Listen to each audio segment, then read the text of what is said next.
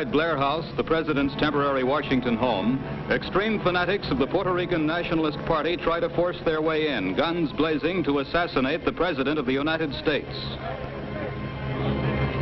When the 3-minute shooting is over, assassin Griselio Torresola lies dead on the Blair House lawn, and White House policeman Leslie Kofelt is dying a few feet away. Assassin Oscar Collazo and 2 other guards are wounded as the plot is foiled. Police and Secret Service men examine the damage. A picket on the iron fence is knocked off. The steps and doorway of Blair House bear bullet holes. Only the guards' quick action prevented more casualties. At Washington's emergency hospital, a 24-hour guard watches over Collazo, who, despite a chest wound, recovers to face trial for murder. The president, who was taking his after-lunch nap upstairs in Blair House at the time of the shooting, emerged shortly afterward to attend ceremonies at Arlington. Americans of all political beliefs congratulate Mr. Truman on his escape.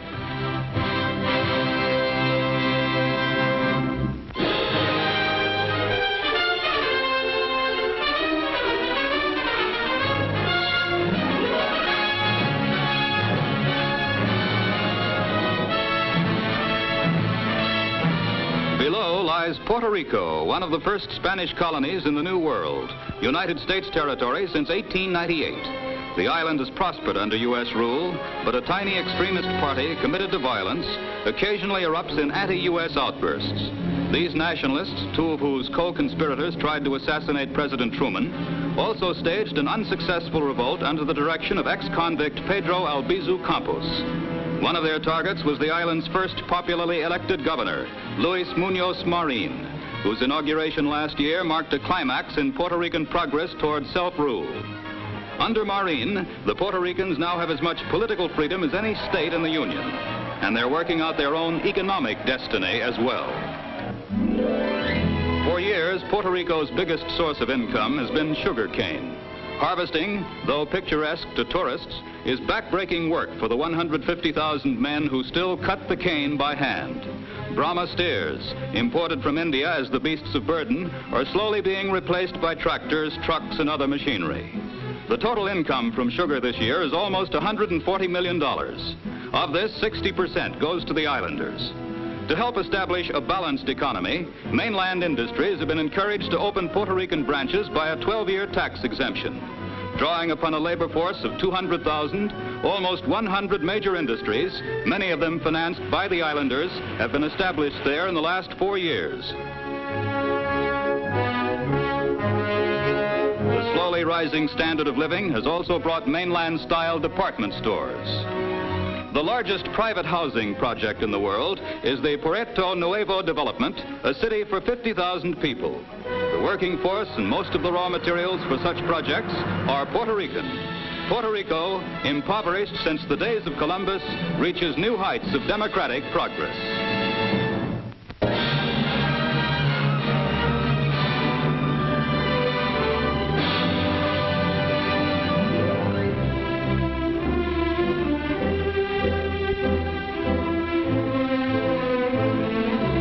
Before the United Nations General Assembly, President Nasrallah Entezam announces the 46-5 vote extending Secretary General Trygve Lie's term another 3 years. The U.S. delegation had strongly supported Lie. Now Mr. Lie, whose decisive action on Korea brought Russian threats to boycott him, reaffirms the independence of his office. I am grateful for the confidence in me that is reflected in your decision this morning. I understand your vote to be a reaffirmation by the General Assembly of the independence and integrity of the office of the Secretary General of the United Nations.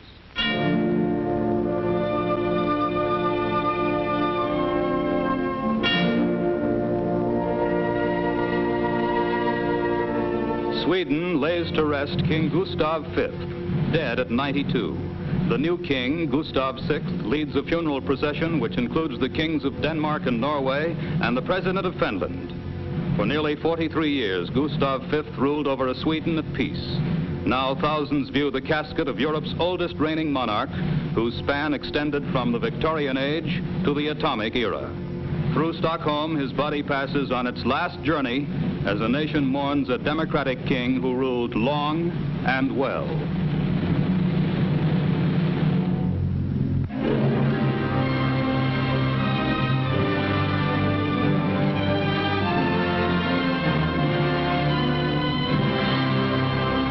In Hollywood, tens of thousands, including the great of the entertainment world, pay their final respects to Al Jolson, the immigrant rabbi's son who brought so much happiness to 2 full generations of Americans. He had just returned from Korea, to which he'd flown at his own expense to bring to soldiers overseas, as he had in 2 earlier wars, songs he had made famous. Songs Al Jolson had first brought to the screen a quarter of a century ago as the star of the world's first talking picture, The Jazz Singer. Songs like Mammy.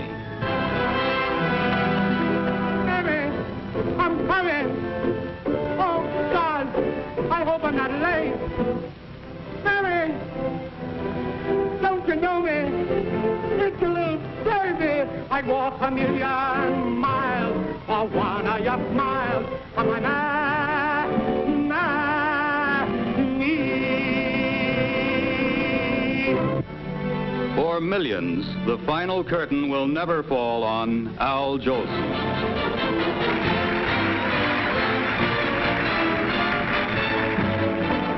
Swanee, how I love you, my dear old Swanee.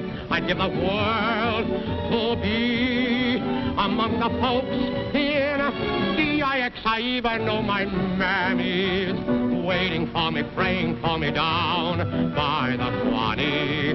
The folks up north won't see me no more when I get to that Swanee.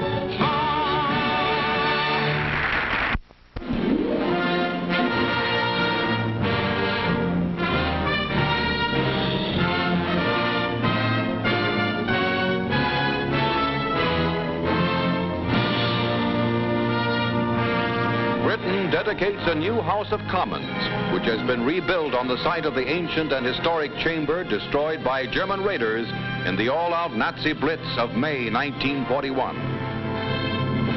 The house has been completely restored. The impressive Churchill door, constructed from scarred relics of the old chamber, gives entrance to the new building, the home of the lower and vastly more important of the 2 Parliament houses. British dominions and colonies have sent furnishings for the new Parliament. The table comes from Canada. The inkstands from southern Rhodesia. The bar, closed to signify that the house is in session, is from Jamaica. The opening ceremonies attended by the royal family take place in the Great Hall of Westminster nearby, for by tradition no King of England may set foot inside the House of Commons. The Lord Chancellor, one of the highest officers of the realm, follows members of Lords and Commons and officers from all over the Commonwealth. The tension of the historic moment is relaxed as sweepers prepare the way for the King.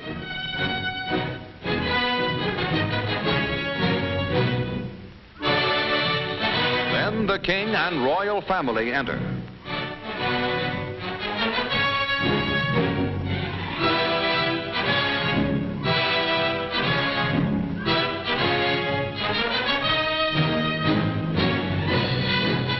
Formal greetings to the King are offered by the Lord Chancellor as Speaker of the House of Lords. Your Majesty's most dutiful and loyal subjects, the Lords Spiritual and Temporal in Parliament assembled, beg leave to thank Your Majesty for the most gracious message which Your Majesty has addressed to this House, and to ask permission to express to Your Majesty the unqualified satisfaction with which we have heard that the Commons chamber has been rebuilt after its destruction by Your Majesty's enemies in 1941. The great Mother of Parliaments has been dedicated. The Dowager Queen Mary with Princess Margaret leads the royal family out of the hall. The British Parliament has been a model for democratic legislatures all over the world. The restored House of Commons carries on, a living inspiration to all men who cherish the ideals of free debate and of democracy.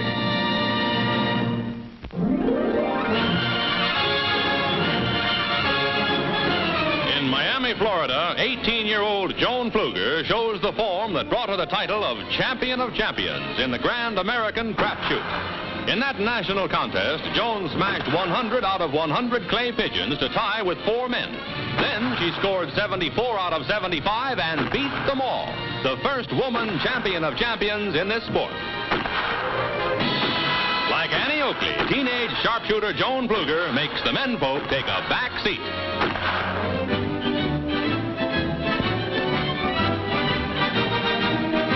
Goes 7-year-old Vicky Murray-Lace on her hunter Poblano to begin a demonstration of equestrian skill that has awed grown-up experts.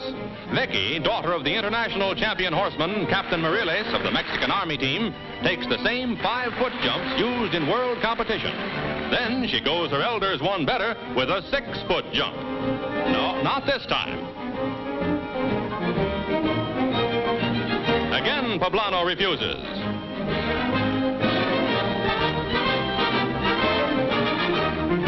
Vicky makes it. On a mount that seems many sizes too large for her, 7-year-old Vicky Murray-Lace reaches a new high in horsemanship.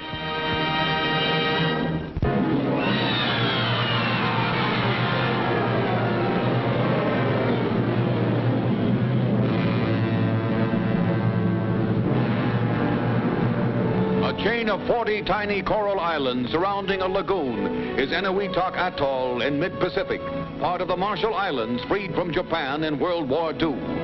Now, historic films made in the spring of 1948 and just released show Enewetak preparing for heavily guarded and still largely secret tests of new atomic weapons.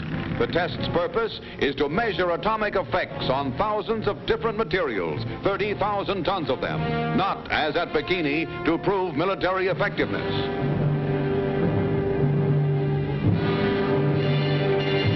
In special towers, automatic cameras will record the explosions. There are no newsmen, no foreign observers present as members of the 10,000-man Task Force T leave shore for safety just before the explosion of America's 6th atom bomb at Enewetak, now the Atomic Energy Commission's permanent proving ground.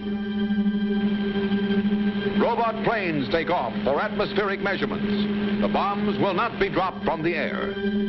At control stations, all is ready. Now.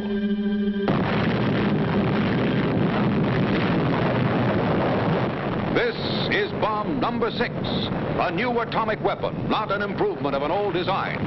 The 5 bombs set off in New Mexico, over Japan, and at Bikini are, in scientific terms, already ancient history. The flash of bomb number 6 is seen by shipboard observers.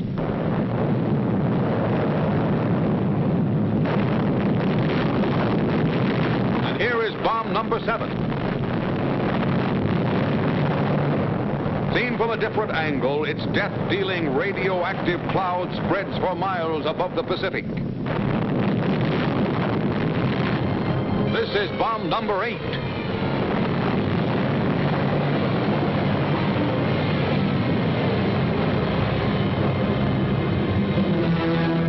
At Enewetak Atoll, the world's mightiest agent of destruction presents its unspoken and unanswerable argument for peace and for preparedness.